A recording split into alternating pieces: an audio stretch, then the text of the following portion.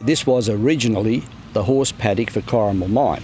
This paddock and part of the path that the three major components are on was part of the original walking track for miners going to the coalface up at Corrimal Pit.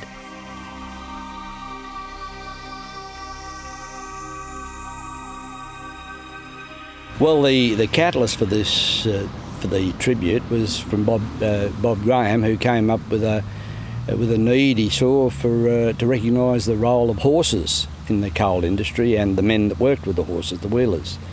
As a committee, we saw that the history of ponies in the coal industry is so intriguing. There are anecdotal tales about pit ponies refusing to go into sections of the mine because something might be going to happen or did happen. They could smell danger, like a roof was going to be falling or something like that. They just pop and just wouldn't go. There are other stories about the ponies having an innate intelligence that when the miners tried to sneak an extra skip for them to haul out, the story goes that some horses could count the number of clicks as the skips were connected, and if you went over what he was going to pull, he wouldn't move. So, and the other thing about the horses is, that mine managers valued pit ponies much more than they valued the men working with them.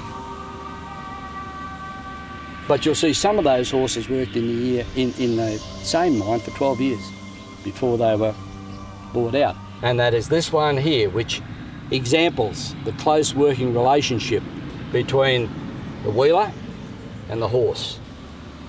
Another issue was the role of the mining communities for world peace, and you'll see with one of our components of the tribute that we recognise that.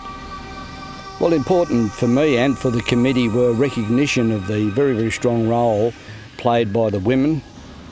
Unlike many other occupations around this region, the coal miners' wives were never always certain that their husband were going to come home from work, either badly injured or, in the worst circumstance, be a fatality in the coal industry. So they were 100% behind any efforts that were being made to make the industry safer, healthier for their menfolk. And, they did a magnificent job. And as I say, that's why our committee said, well, let's identify that role.